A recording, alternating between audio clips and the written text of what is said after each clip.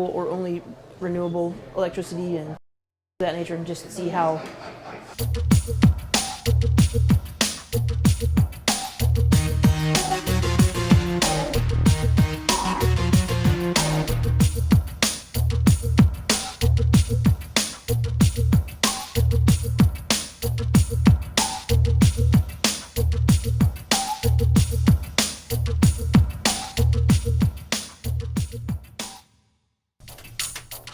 Green Mountain Power's College Connection is sponsored by College of St. Joseph and Stafford Technical Center.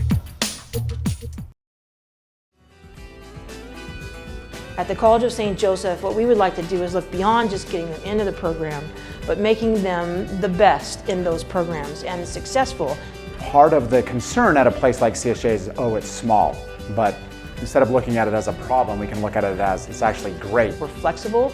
We can make changes in our programs very quickly. We don't have to wait years to do that. I like the small size of the classrooms and the small amount of students. Everyone gets individualized attention from the instructor. It's very comfortable and very nice to be in. At Stafford Technical Center, you can explore your possibilities, have hands-on learning, pursue your passion, and start your career. Want to see what they're laughing at? Visit staffordonline.org, and while you're there, you might as well check out our application page.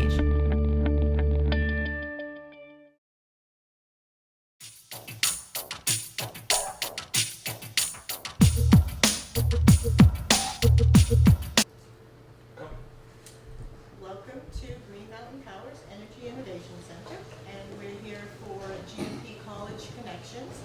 And first of all, I want to thank the College of St. Joe for sponsoring the GMP College Connections on STCN, which is Stafford's Technical Center online live student-run television network. So thank you very much. We have Dr. Rebecca Thomas here today, and she would like to engage everyone in a conversation about our ecological footprints. What size do we are? How does the energy the amount of energy we use, or the type of energy we use affect our footprint? So thank you. Thank you very much. Thanks for having me. As Jerry just pointed out tonight, I would really like for this to be more of a conversation and less of a lecture. So what I thought I would do is tell you first about the ecological footprint, and to use a YouTube video by one of the two gentlemen who developed this concept. The two gentlemen are Matthias Wackernagel and William Rees, and you'll see both of them today in YouTube videos. So the first thing I'm going to do before we start our conversation is play about a 5-minute YouTube video from Matthias Wackernagel and his explanation of what the ecological footprint is.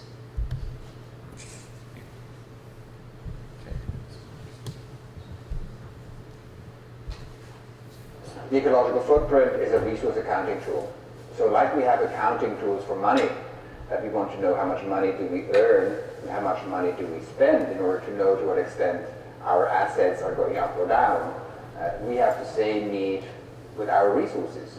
Like any nation, I think it's more important to know for nations how much ecological capacity they have available and how much they use, rather than knowing how much gold they have in the national bank. Because in the end, what we really depend on is natural capital, the ecologically productive force of nature. And so the ecological footprint is a resource accounting tool very much for this natural capital. So it does this both on the income side or on the supply side, to find out how much ecologically productive capacity is available. And we do that in number of hectares or acres for Americans are available in a region or on the planet that provide these kind of services. So these areas are forest areas, pasture areas, crop areas, fisheries, but also the urban areas, which partially are built over, but mostly stand on the most productive land that we have on the planet. So that's what we have available. Then we can compare what we have available against what we use. Right? If we have a farm, it's obviously it's a milk that takes a cow to graze. So this area necessary to provide for the cow that then provides the milk that I will eventually consume. So in the same way, for all resources, we can find out how much area is necessary to provide the resources that are consumed for fibers, food, energy, waste absorption, etc. That adds up to like a spread farm around the world. Like by 9 o'clock in the morning, probably I've already visited about 3 continents. Like for let's say, I may wear some wool from New Zealand sheep. I may drink some coffee from Colombia. I may eat some wheat from, the Midwest in the United States. So all these pieces are used by me to provide the resources that I consume. So we can do a resource balance for myself, so we can find out how much ecological capacity I use. We can do it for a whole nation. When we do it for the world as a whole, what we see is on average, we have about 1.8 hectares of ecological productive space available on this planet. Or in American measures, that would be about 4.4 acres of ecological productive space. That includes also productive sea space. Then we can compare that with how much we use. Our global accounts, or global average, shows that we use about 5.5 acres or 2.2 hectares of ecological productive space, or about 25% more than what is available. Now people would ask, how is it possible to use more space than what we have available? And essentially it's the same as how can we spend more money than what we earn. Of course that's possible for some time because we deplete our assets. In the same way, we can cut, for example, trees more rapidly than they regrow. So if we assume we had 1 acre of forest, and we use the forest, or we harvest timber from that forest at twice the rate of what the forest regenerates, that's like using double the area at the regenerative rate. So the footprint of the product would be 2 acres, but the biocapacity would be 1 acre. So in this case, we would use twice the capacity of what we have available. If we look at all the resource flows combined together that humanity demands today, actually the last numbers for 2003, we believe that, or our conclusion comes to that we use about 30% more, or 25% more than what nature has available. And what's the effect? We call that overshoot, that we use resources more rapidly leads to an ecological debt, an accumulation of ecological debt, like, for example, accumulation of CO2 in the atmosphere, deforestation, soil loss, or overuse of freshwater resources, etc.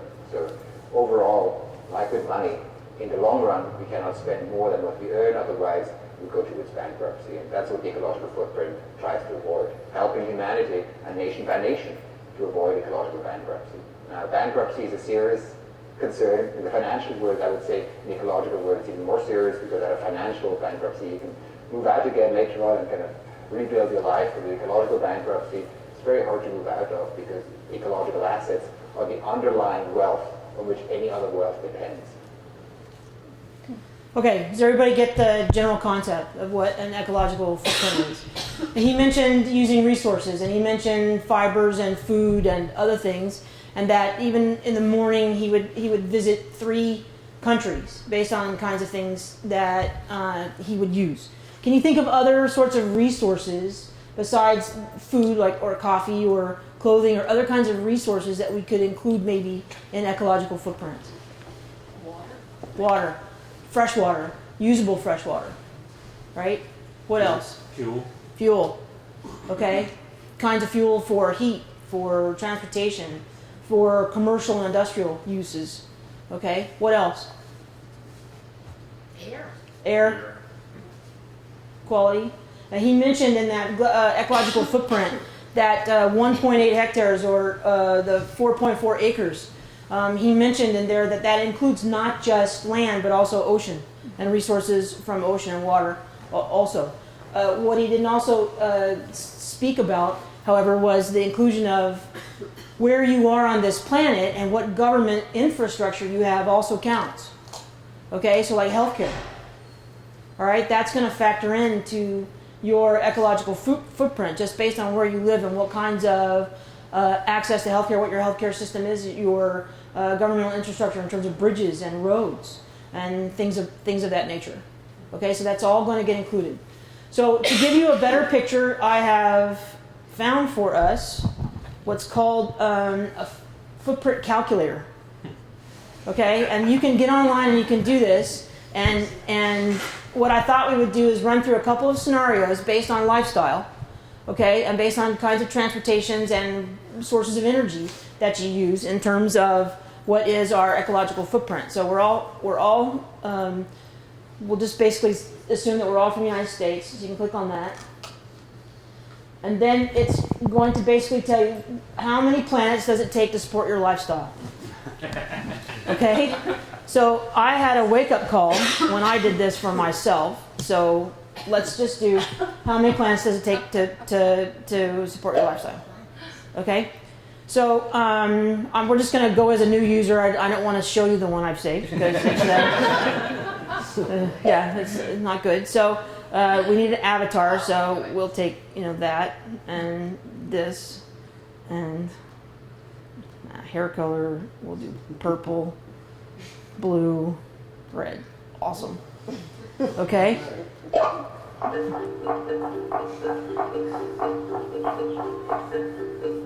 So we can do the cheat and move this scale and say occasionally, never, often, or we can do it a little more accurate down here. It's detailed information. So how often do you eat beef or lamb? Somebody give me an answer. Once, twice a week, never? Twice. Once or twice? It's burger night. So. It's burger, yeah, okay. How about poultry? A lot? Twice. Once? Twice? Twice? Oh, there we go. Sorry. Okay, what about pork? Once? That's fish. Once? Should be twice. Well, we can talk about that. That's with the resources of the ocean and the depletion of that. We can get into a conversation about that. What about eggs, milk, dairy? Every day. Say every day? I know I do. Cheese, milk, yogurt. All right. So that's our food. So there's our fish market grocery. Okay, now we can do some more detailed information about how much of your diet is based on fresh or unpackaged foods. Fresh, unpackaged. So half and half, which means sometimes I cook local food, sometimes order pizza. We can go farmer's market friendly, but I like potato chips.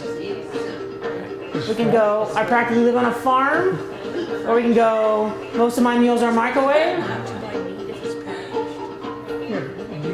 Jerry, can you turn down the volume just for, is there any way?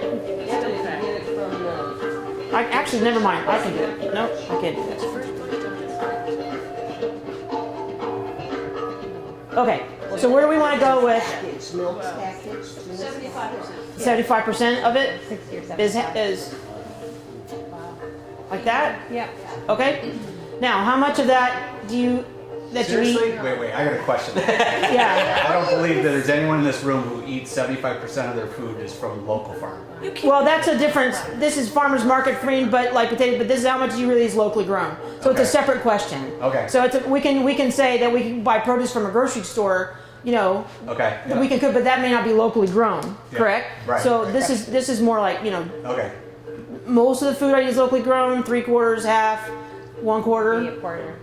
1/4. We do that. Most. Not even. You don't grow that much in Vermont.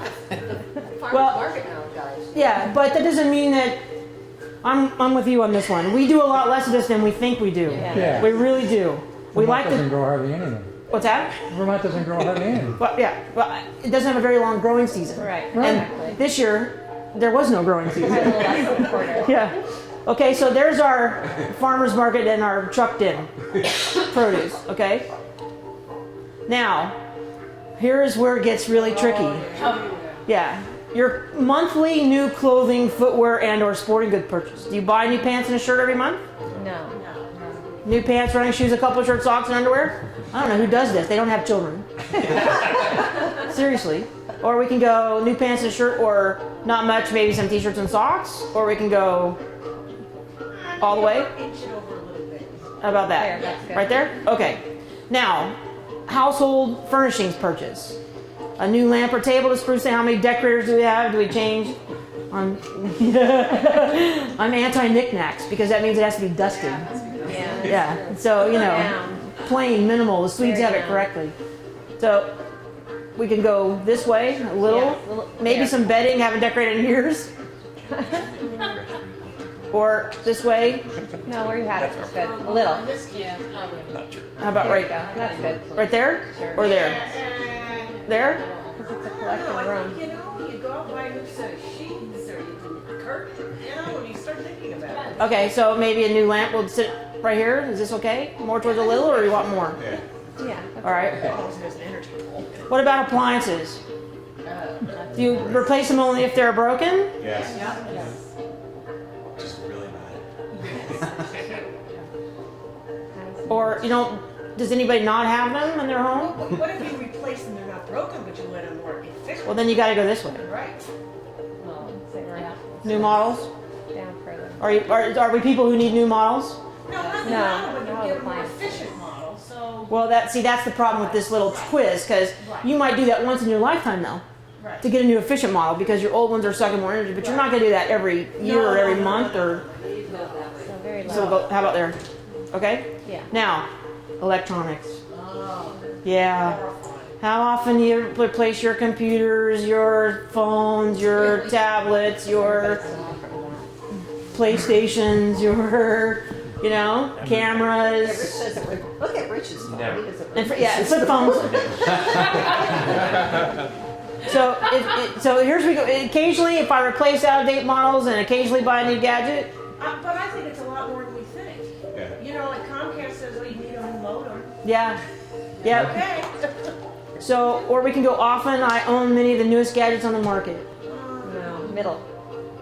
So we'll go back a little bit like this. Occasionally buy a new gadget. Yeah. Yeah. One more cater. All right. New books, magazines, newspapers, hard copy paper is what this question is, Dr. Balfour. Yeah. Doing so well up to this point. Yeah, there's always a question here. So yeah, I mean, is there a lot of newspaper, or do you do it all online? The trade-off: electricity, paper, electricity. Paper. Hold it in your hand. So do we want to stick with the middle, or we want to go to often? A little up for this demographic, I'd say. Keep going. How about there? Myself in that demographic. Do you buy books, newspapers Yeah. Yeah. multiple times? Okay. Now, how much of paper do you recycle? Some, All the time. 100%. most, All. Often.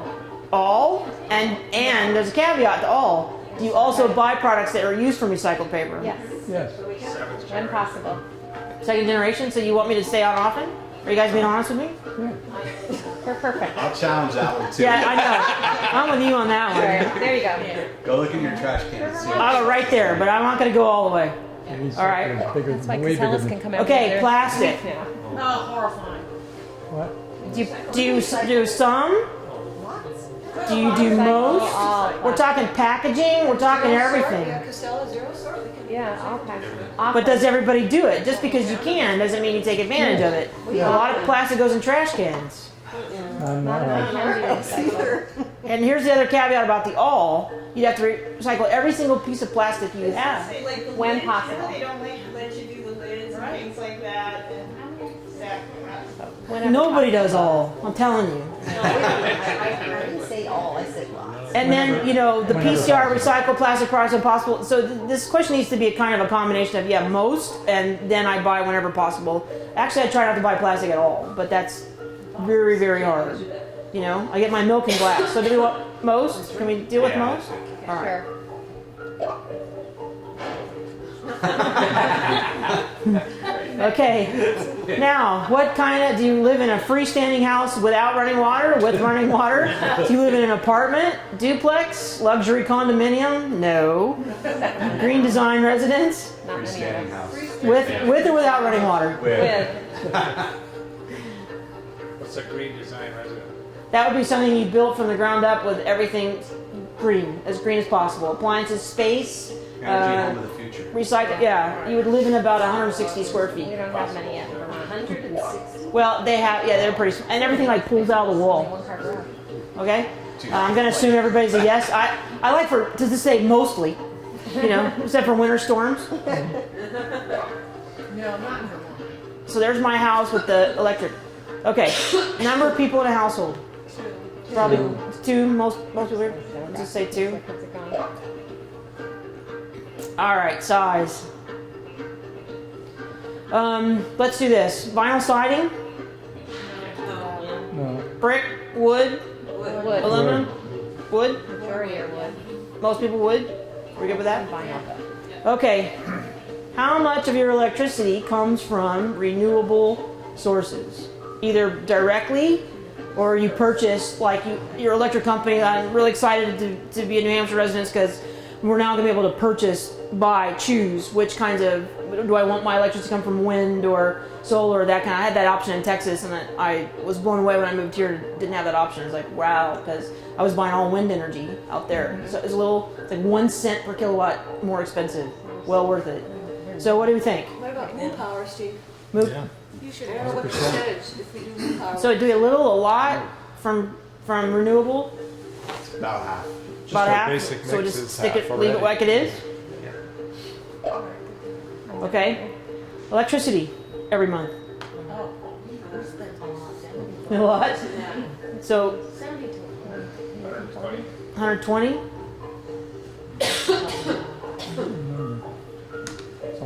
What do you want? Give me a number. We're 75 to 100. Yeah. You're really efficient. 120 is about average. Yeah, that's 120. Well, let's just do average for now. Yeah, we're nowhere. Okay, we'll do that. Now this is I don't have an option for oil, but I have gas. So can we pretend? So we can pretend that what do you typically spend on a month for gas? I don't know. Does anybody have propane or natural gas? Can you give us a number? Can you average out a year? Because I know it's more in the wintertime, obviously. $2.25. Not that much. She writes the check. Well, there's nothing in summer. Okay, right. So, and then it's the worst in February. Absolutely. So I would guess it's 120. 100. You think average over the year? 120. I think that's really low. It's low for us. But are you talking gas or? Propane. Yeah. Yeah, propane. it's cheaper. What about Yeah. hot water though? Where do you get hot water? Solar. Ah. So what do we want? Somebody give me a 150? Yeah, that's true. 200? You're good there. Yeah, stay there. Should we leave it there? Yeah. Are you very comfortable?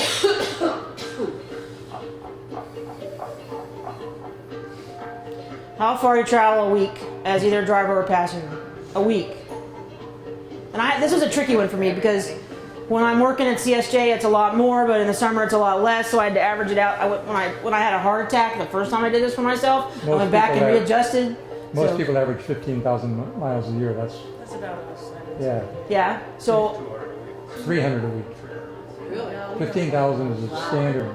even for Vermont or New England, everything's so close. Vermont is the highest miles driven per person. Seriously? Of any state east of the Mississippi. Whoa. Okay. We are the least Really high. efficient. Yep. Average commute in Vermont's like 30 miles. Yeah, well, I mean, I live in New Hampshire and I'm doing 53 miles one way, so 106 miles a day, which I... Vermont is the worst east of the Mississippi. All right, so we'll just stick between 200 and 300 miles, everybody? Okay. Motorcycle? Zero.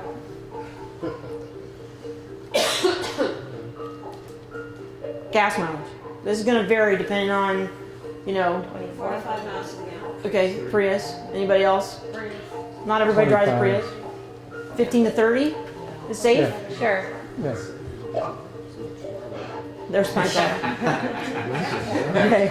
Now, how often are you in the car with somebody? Never. Half the time? 43 or 40. Yeah, never. Well, not never, but almost never. So, do we want to leave it occasionally, or want to put it in the middle?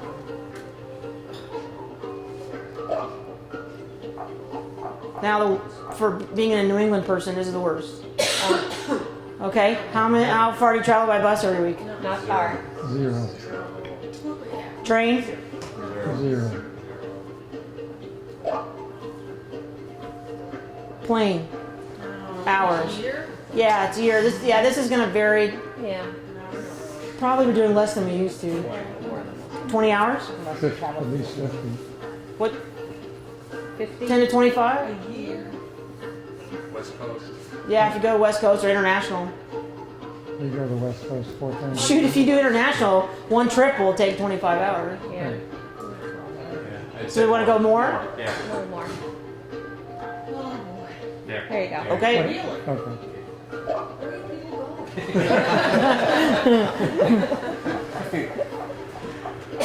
It really only takes 2 or 3 trips to Look at that. get above 25 hours. If everybody in the world lived like this, it would take 6.5 planets.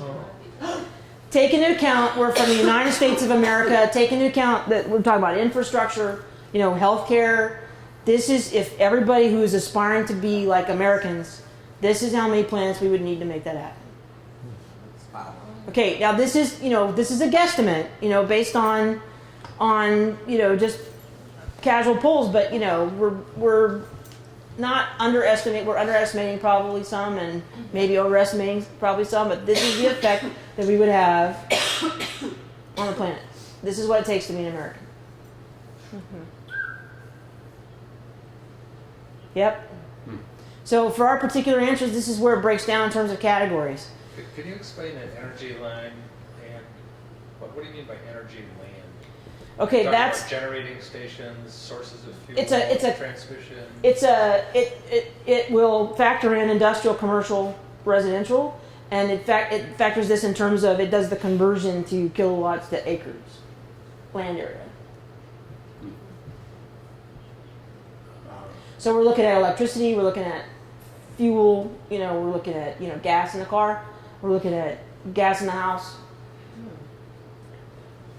I don't usually think of stuff being extracted from 10,000 feet down. But that's in terms of global. Yeah, no. It's a conversion factor. Instead of British thermal units, or instead of kilowatt hours or megawatt hours, we're converting it to how much land it takes to generate that amount of electricity to keep all the lights on and the cars running. And we're talking about also again the infrastructure energy uses as well. Right. So and again, this is all based on. There's a program that's based on somebody else's calculations, and I'm not sure what the update is. In the YouTube video you saw, when he said that we're running about 25% over, that was from 2003. The update on that is over 50% over.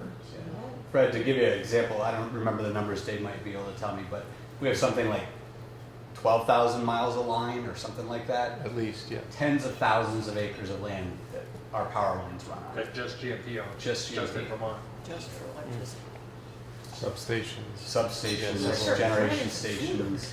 Chittenden Dam, 75 acres of The water. property and 750 acres of water. Adds up. Quickly. It adds up very quickly. Okay? But Yes.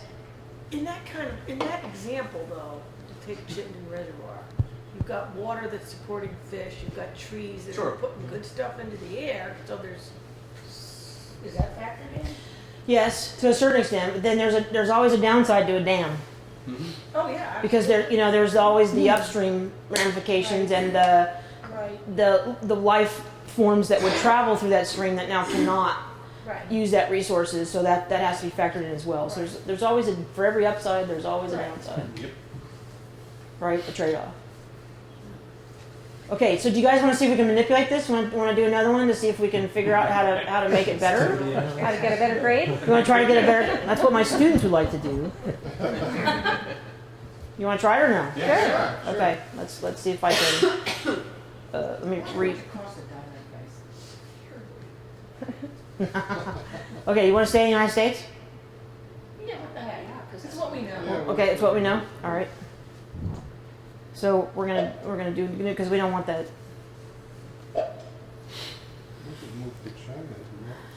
Yeah. I think your blue hair or green hair threw it way up. Let's just randomly generate. How about that? Camouflage. Right, hunting her. Okay, so we want a better score, right? So what are we gonna eat? Plants. Only. So you want to go? Vegan or vegetarian? Let's not get carried away. Let's not get carried away. Pescatarian. Okay. All right. Eggs, milk, and dairy, and fish. What just that? Does everybody agree to that? Eggs? So I gotta go produce. No.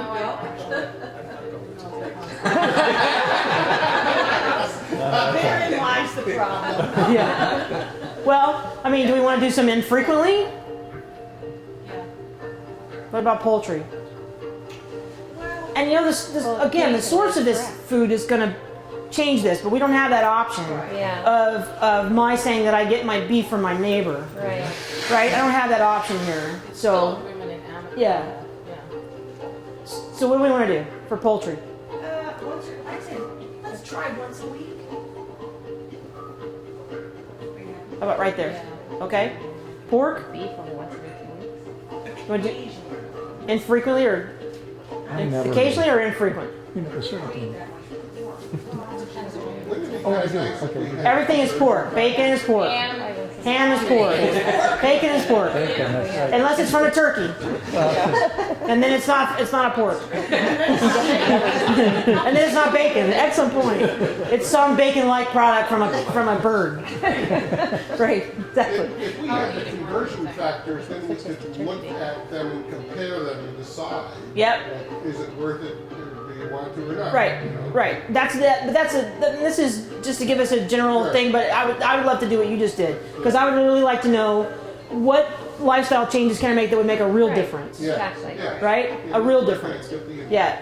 Right. So we'll I get would to. say you could move the pork pretty far on the left, though. I mean, I don't know. I could do it. Once every few weeks? We can just pretend. Pork sandwiches. I could try. And how about fish? We go for more. Yeah. Often, and then eggs, milk, and dairy.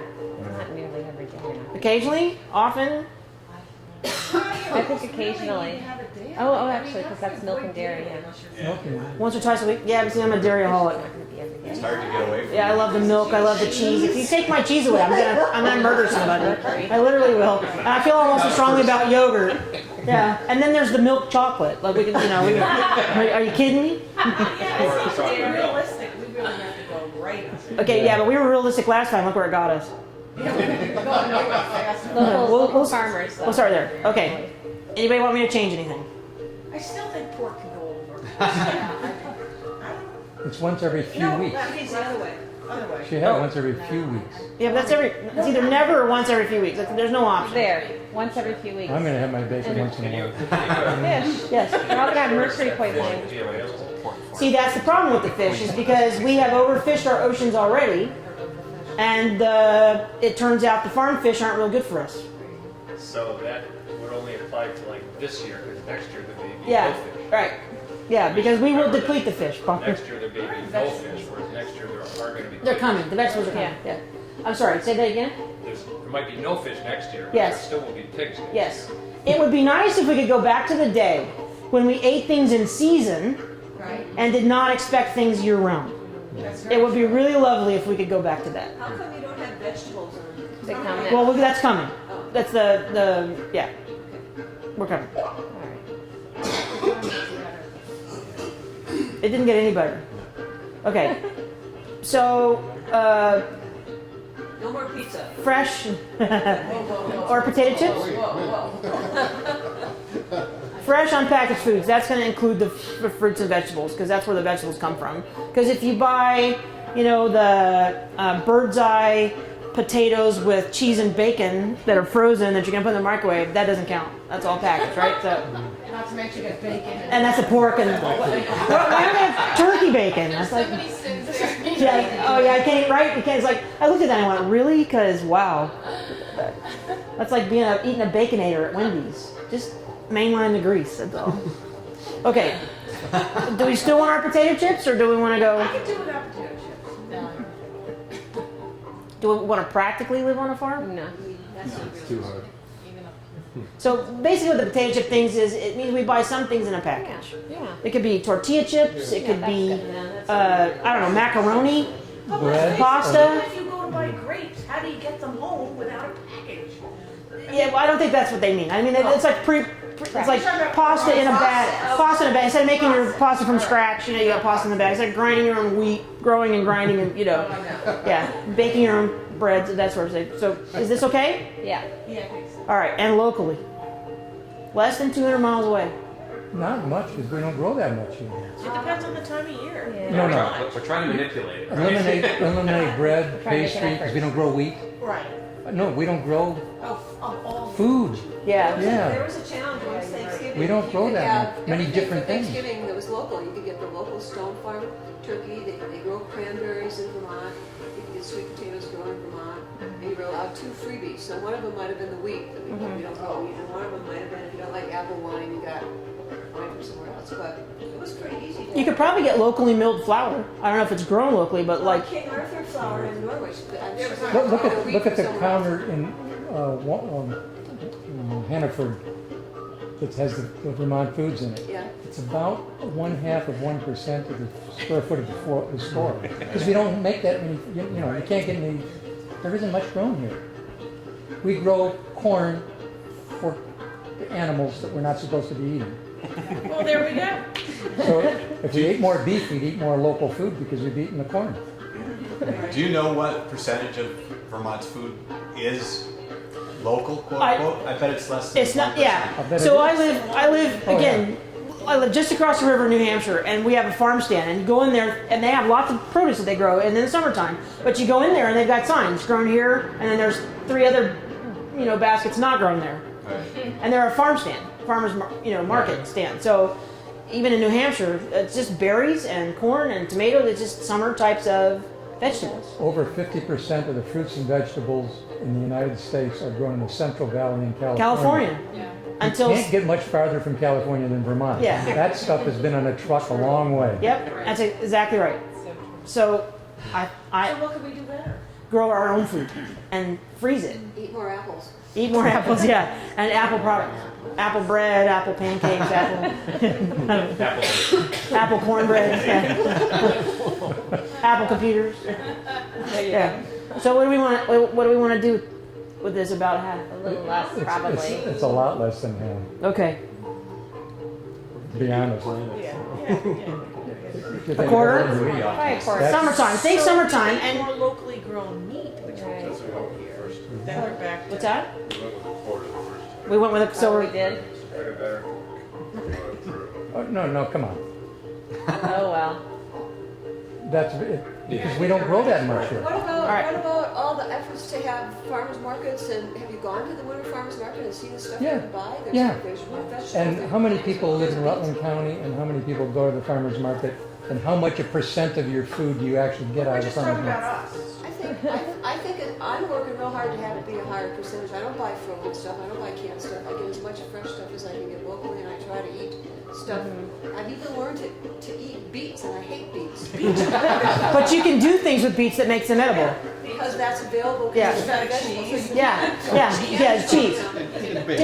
Dairy makes everything better. So does bacon. So does bacon. Yeah, I've heard that rumor. So does bacon. Yeah.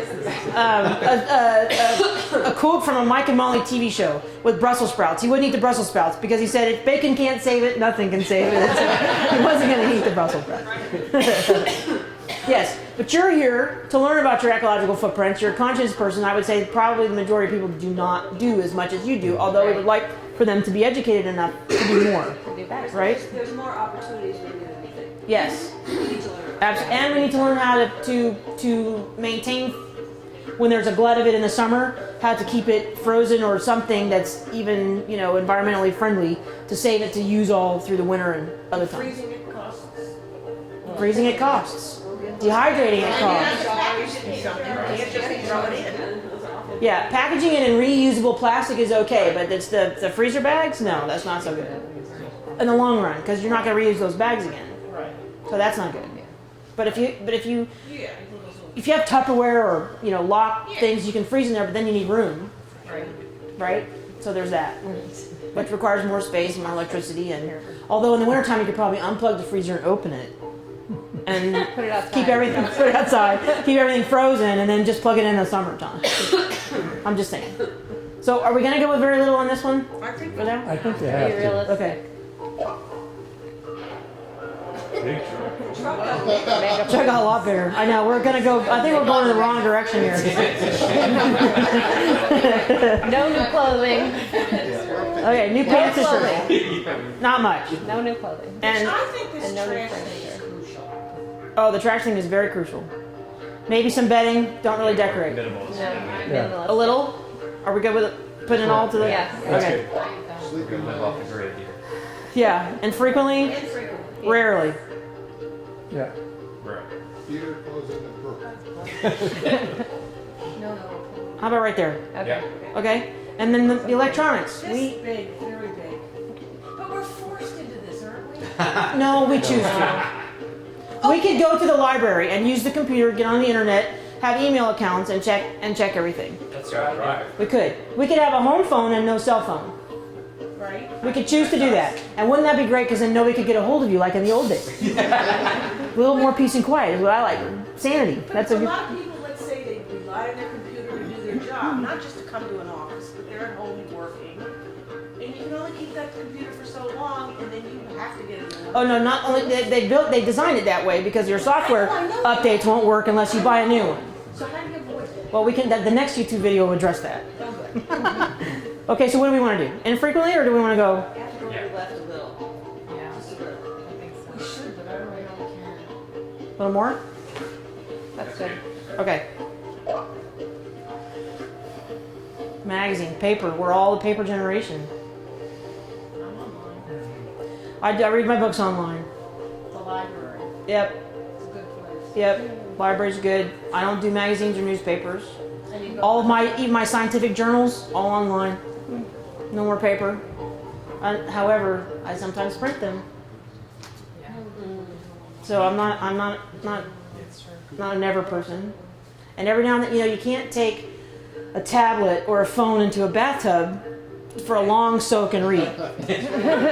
Because then we have to go back to the other answer and jack it up because I'd be buying new electronics all the time. So well, no more showers and baths, I guess. yeah, right. Well, there's that. Yeah. So you want to just keep it in the middle? I think we could really do better with that one, though. I really do. You mean?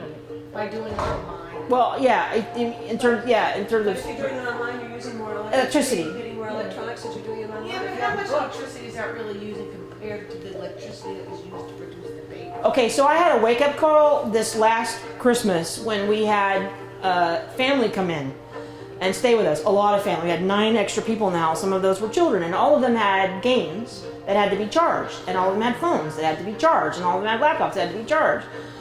Our electric bill? Did it really? Oh my gosh, yep. And we weren't even doing extra laundry for them. So there were some I expected some of it, but it almost doubled our electric bill. So it takes a lot more than you think. We're talking one kid had 3 electronic games. If you haven't done it, go online to greenmountainpower.com and register your account. You can see your energy usage in 15-minute increments. It's eye-opening. Yeah, I have that same option with New Hampshire Electric also. Yeah, you'll be shocked when your kids come home for vacation. What the increased spike? It's frightening. Frighteningly. No guests. When you do your laundry, Yeah, no more guests. Stay in your place. you'll never do Don't fly, laundry don't drive, again. takes too much energy. You'll never wash or dry clothes again. Yeah, yeah, yes. Clotheslines. Again, not so good in February. For a lot of obvious reasons. Okay, recycle. There, most is good. More. Yeah. We have to do more with, We'll just leave it there. I know it's not that hard, but All right. they don't take half our Plastic. Beverage. All plastic packaging, most. Never possible. In a dream world, it'd be everything. Right there. There. Okay. Yeah. So we reduced our garbage can. Yeah, we can't get away with this. No. Freestanding home, running water. There was a square footage thing. Yep, Did we get to Yep. change that? yep, we can change that. 2 people. Most of our Well, homes. I don't really want to invite anybody. Square foot. Yeah. Actually, 3,000. Yeah, probably the average is 2,400 is probably the average. In Vermont? No, well, She's in real estate, she knows. Yeah, oh yeah. So 2,000 anyway. I'm pretty sure 2,000 is the average for people who have a single family home. Does that include a garage? No. No, it's just living. What about if you were in a home that was for kids and the kids go off and you close off the bedrooms and you don't use that? I mean, you've reduced your square footage and you don't keep it? Probably. It's still square footage. But I bet, not too much. yeah, right. So we're stuck here.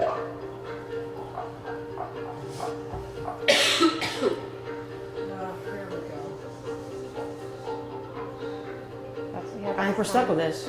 I think he's stuck with it. 0. Motorcycles are not safe. Well, no, especially not around here. Bicycles. Or that's I didn't. Well, let's see what's the next category.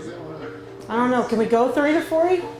We can't. Hybrid. We don't have. We got 225s. That's, Yeah. That's too Put high. that equals Well, 50. yes, but sometime all of us probably within 5 years are right? So can we fudge that a little? Let's do 30 to 40, just to make ourselves feel better. Okay. Oh, we all got to buy. Yeah, we gotta do something. Change every category. So, Carpool more often. Carpool more often. very often or just the. Often. Okay.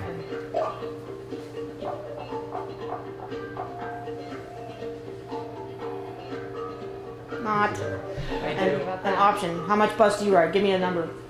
Bus. Number 5. How far do you travel? Miles per week. Bus have 10. 10 miles per week? We have a volunteer in the crowd. Awesome. No trains. All right. Can we just stop getting on an airplane? No. Well, I would love to stop getting on airplanes. Tell the kids to Why? Sorry. 25 to 100 or 10 to 25? Limit it to 10 to 25. All right, we'll try that. We'll see what it says. Are you including business travel in there? It would have to everything. Anything at all that you do. All of it. You can Skype. You can Skype. It is a free Oh, absolutely, yeah. Of course, that takes electricity, so there. Right. It can't be as much as. I had to include the trip to Portland. I blew my whole planet thing right out of the water. Okay, this is how much we did not improve. Any better? 5.6 planets. All right. Cut a planet up. It got better. It got better. We got a little better. I feel good about that. Right? What's that? What was the last number? 6.3 or 6.5. Yeah. That's better. It's yeah. Planets, we can go back and have some more baby. Yeah. Yeah. Yeah. See, that's the thing. The trade-off. If I buy a Prius, live in my car, don't have any appliances, don't plug in anywhere.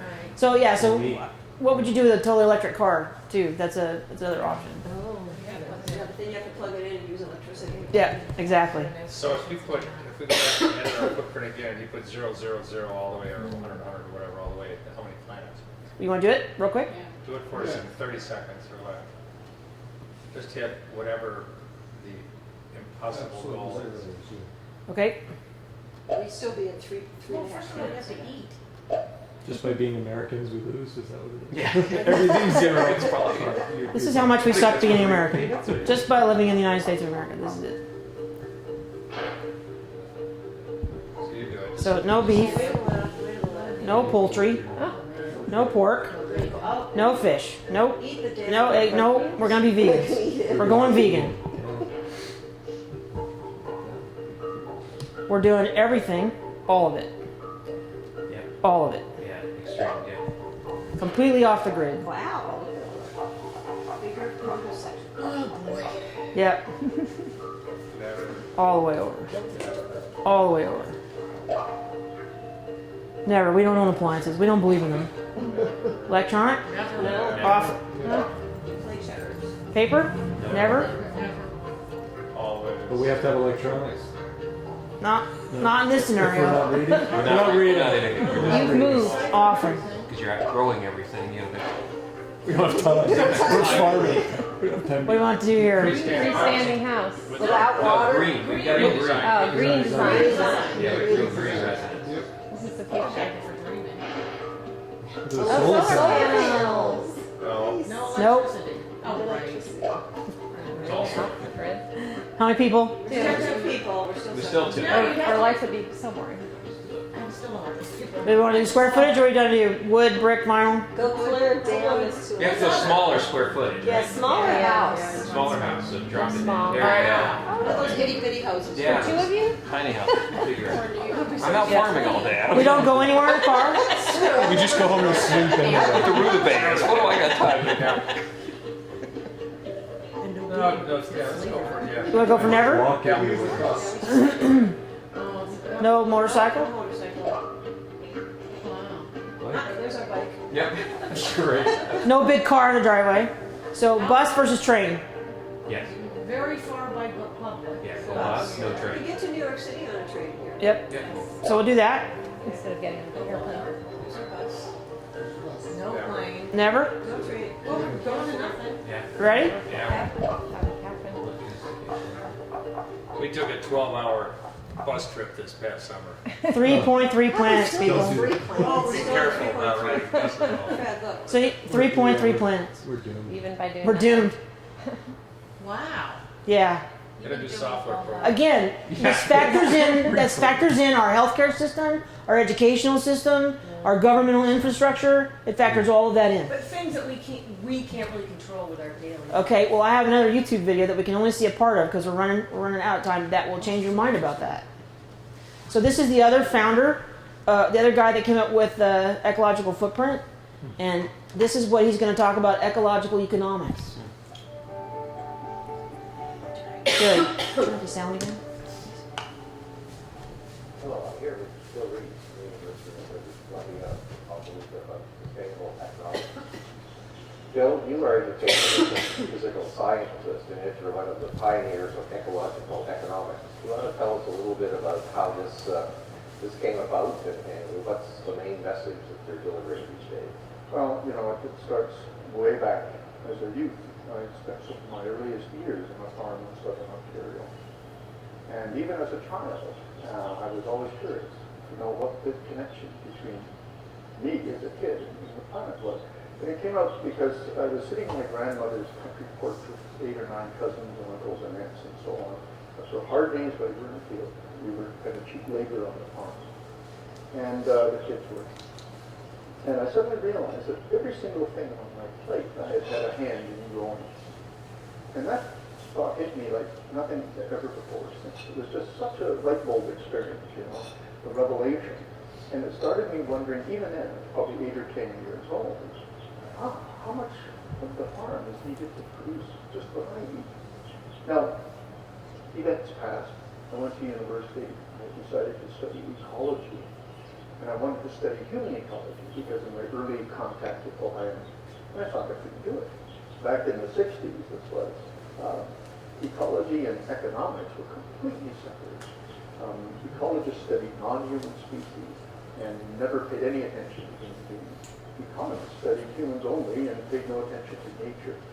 So I decided early on that I'd get a good founding in ecology, and then when I had the information I needed, I would take it out and try to find a job studying human beings as if they were a species of organism, the way other ecologists study other species.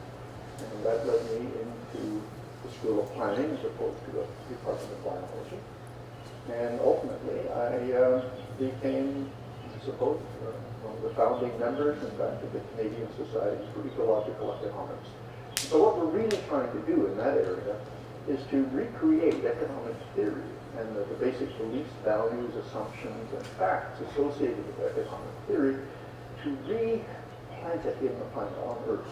Much of current economic thinking is dissociated, disconnected. There's simply no reference to the biophysical basis that actually underpins the economy. And so we're trying to reroute the economy in the Earth economy. You say it's the ecosystem and the economy or economists aren't connected. They don't understand the interconnections. Can you elaborate a bit more on that? What are the problems involved in that? Well, sure. I suppose the starting point for economic analysis right through the 20th century, and really to this day, was something called the circular flow of exchange value. So economists consider the economy to be a relationship between firms and households, where households paid money to firms in exchange for goods and services, and firms paid wages and dividends to households in exchange for the factors of production, so-called labor, investment capital, and so on. And many of the economic textbooks actually describe this as a self-perpetuating flow of exchange value, that with each round, the growth of the value of these exchanges increases, so the economy can expand essentially forever. But the point is, that model makes no reference whatsoever to the biophysical basis for those circular flows. Those goods and services, for example, each involve material extracted from ecosystems, processed in the economy. Most of the material that comes in actually is emitted as waste, and only a tiny part of it shows up in the actual products.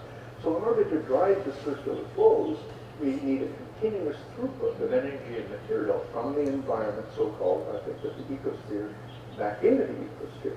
But as the scale of the economy increases, this is causing resource depletion on the one hand and excess pollution on the other.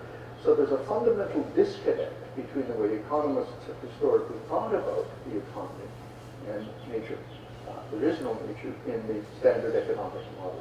With Herman Daly, probably the grandfather of ecological economics, has argued this is rather like asking an engineering student to study how an automobile could power itself on its own exhaust, or a student of biology to wonder how an animal could live on its own excrement. There's just no connection whatsoever to external reality. It's like studying the circulatory system without any reference to the digestive system.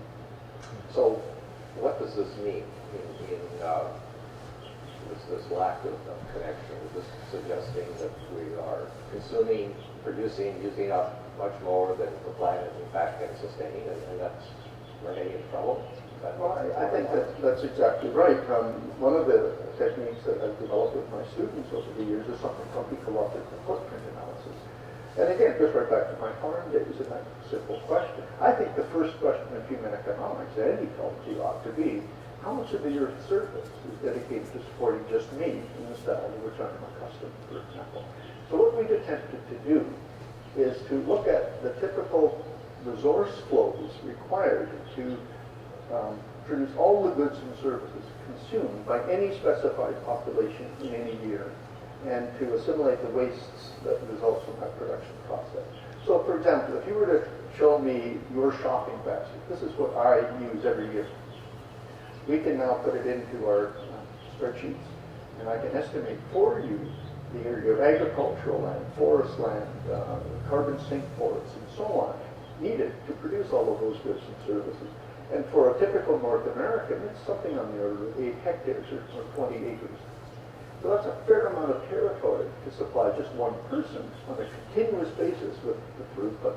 Now, it doesn't mean much to tell someone, look, you need 20 acres to keep you going, unless you know that there's only 4 acres on the planet per capita, a biologically productive ecosystem.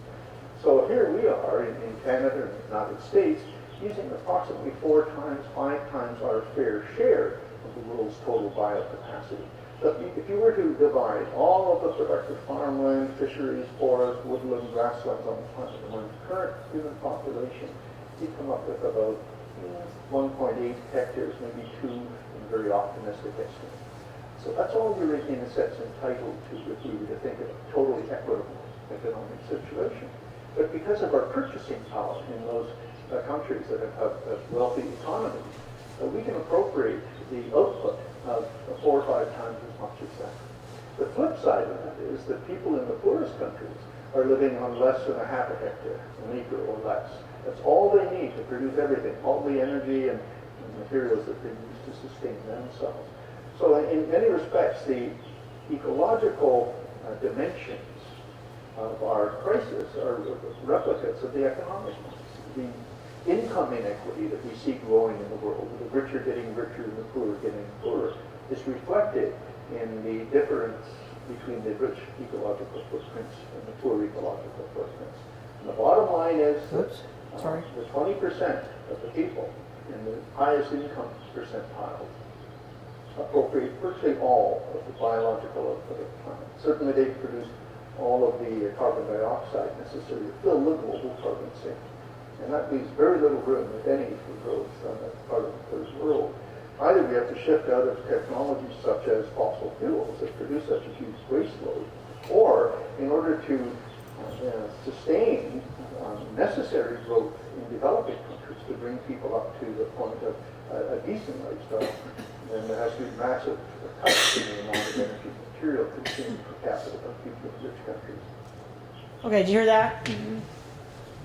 So this gentleman is an economist, as he said. William Reese is his name. He's a co-founder of Ecological Footprints. I highly recommend that you do research on what he has to say, because I'm not an economist and I don't really understand it all, but what he's talking about is we are a consumer-driven economy. We're told that all the time about how the government is trying to, spur the economy so we buy more goods, do more things. In the meantime, we are consuming more than our fair share already Okay, but this is all about economy, and it's about what am I trying to say? Policies that we put in place. Today is election day. The only way we're going to solve this disconnect between our economic policies and we can't call it environmental policies. There are no politicians that are environmental friendly. I'm sorry. They just aren't. Because what we need them to be is not pro-recycling. We need them to be, let's look at this in terms of, we live on this planet. It's the only planet we have. We're not good at space exploration, in spite of what Hollywood tells us. We don't have another planet to go to. How can we stop this now? I'm here to tell you, per capita, America is the biggest offender of all. Europe, everything. We are by far the biggest offender. Okay, there is nobody bigger than us. Okay, so this is from a Wikipedia page. It's really small. If you look at the column all the way on the right, this is called system levelized costs of different kinds of both renewable and non-renewable types of energy. And the units are in 2012 dollars per megawatt hour. You'll notice that the more expensive ones are the ones we're trying to get at. That's okay. We need to stop looking at how much will this cost us in terms of our income, and more in how much will this cost us if I don't spend more for that. So the idea is by purchasing, by having the power, by telling our governmental infrastructure or our power companies that we want more renewable sources to generate our electricity, and if we show that with our pocketbook we're willing to do that, then we can start reversing this process. But as our first YouTube video told us, we're right now spending our savings at a very rapid rate. And unless we stop that spending of our savings and start allowing our planet to recover, because our planet can recover, okay, but we've got to give it time to renew and recycle all the waste.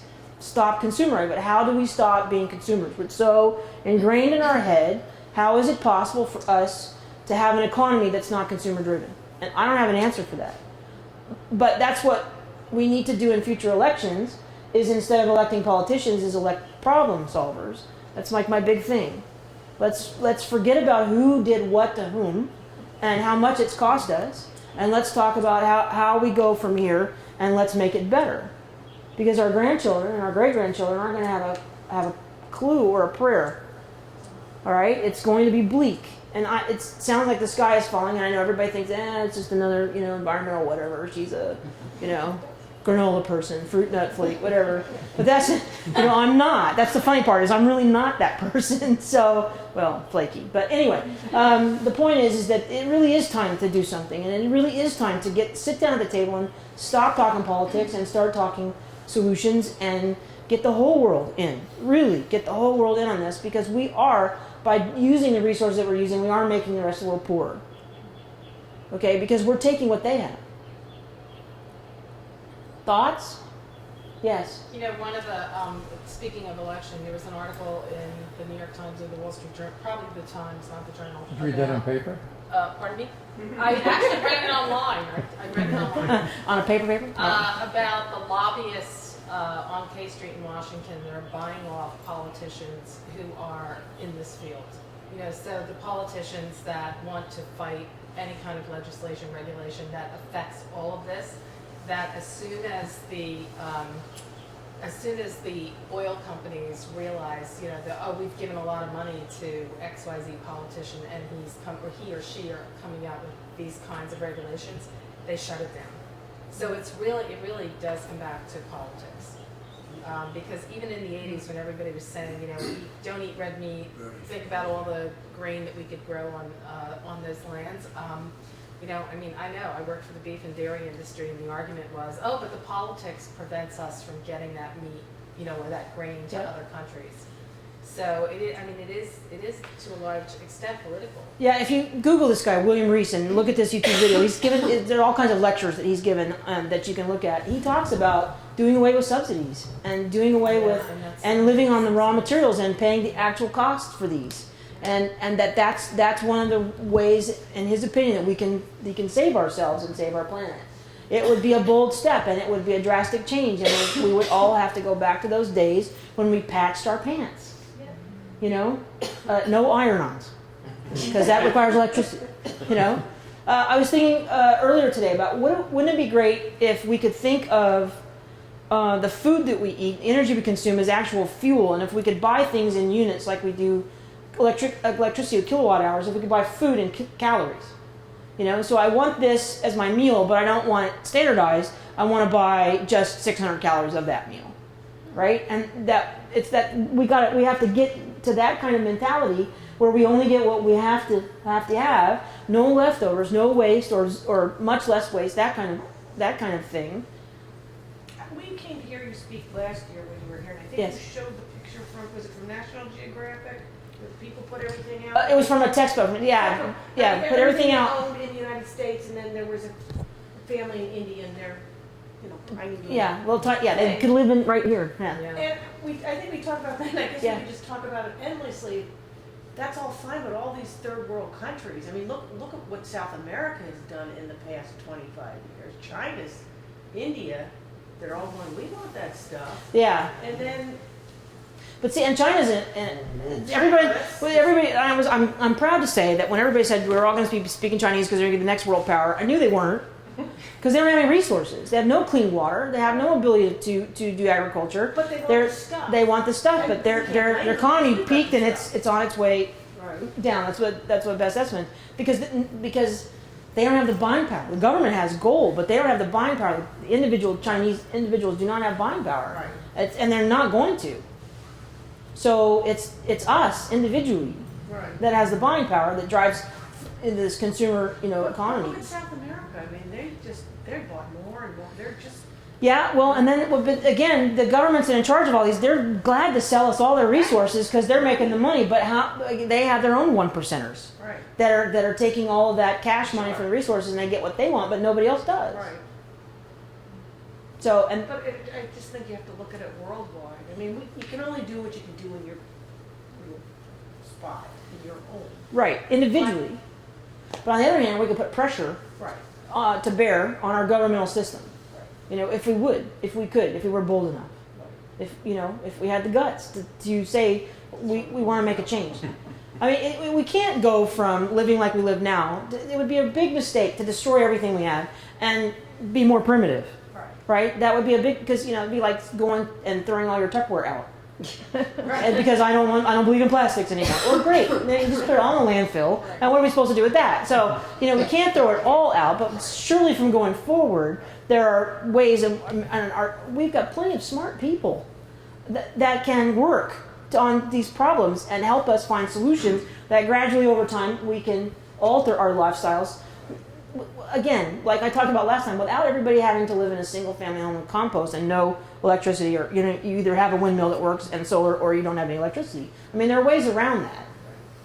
We just got to get smarter and get the right people in the right places and stop the big payoffs and just say no. I don't know how. I really don't, but I just know we've got to do something. I think my time is up. Well, I mean, we would have to keep going. Sure. If anybody else has. Can you explain that table a little bit? What is? This is from a Wikipedia. So the right-hand page. Column is the stuff the higher up. Okay, it's a levelized cost. That is in. Least efficient? No, it's not that. It's this. So if you're going to go into the solar business and you're going to sell solar-generated electricity to Green Mountain Power, okay, and from startup cost, maintenance cost, operation cost to stay even, that's what you would have to charge. But that's $2,012 per megawatt, not kilowatt. So it's large numbers. So does that mean, just looking at the two solar ones up top, solar thermal, solar PV, solar thermal takes longer, it's more expensive to operate, maintain, yeah, absolutely. Just for the record, in the last 2 years, the price of solar has gone down. Like a rock. So if it was updated, the numbers would be quite different. Yeah, but still would be on the higher side compared to the others. But again, that's the cost of doing business. The question is can we get the people that are in that business to make less profit? But that's the problem, because and that's the system that we need to break, because right now it's like grab your money while you can, which is what the oil companies are doing. Grab your money while you can and be as wealthy as you can so you're protected and your loved ones are protected, and screw everybody else. So that's So we're not as bad as some people. right. And I thought it was ironic that the professor from UBC was from Southern Ontario, Right. which is a huge agricultural part of Canada. We happen to spend a big chunk of our summers in Ontario. If you go to an Ontario grocery store, 95% of their produce all summer long grown in the USA. So in Ontario, Canada's biggest agricultural producing province, 95% in the height of the summer, all summer long. So where's their food going? Probably here would be my guess. They have a lot of people. They just don't produce much, even though they have one. Ontario is very, very intense. But the strawberries that you get at Hannaford's are the same from the same California farm. They come from California or Florida. That's where you grow. I mean, I lived in California and Florida. So, strawberries come from one of those two places. Yeah. You can't. You don't grow strawberries in Ontario. Yeah. So you think about. I mean, we suck up stuff from all over the country, but all of Canada sucks up stuff from the USA because they can. I mean, there are only 30 million people, right? But they've got a bigger problem, person by person. They can grow wheat than we do.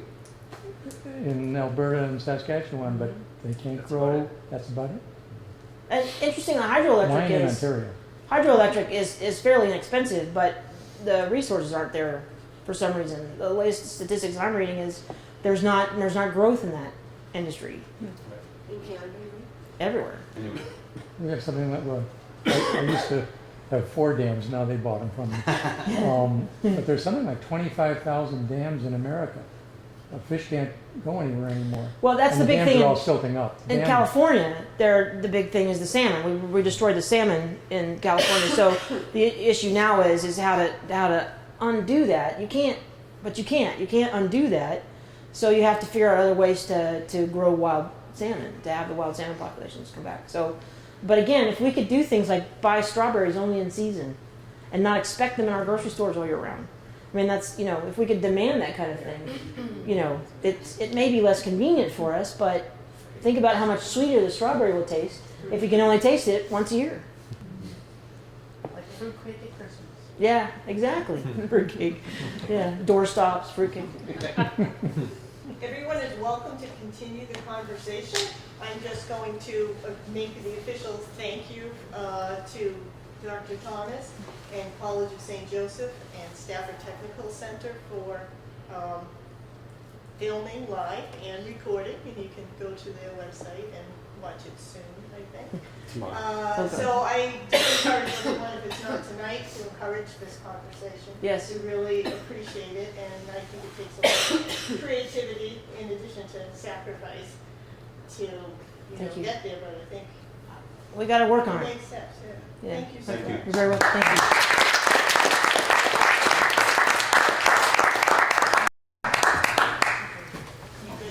Yep. Mr. Fuller, that's it.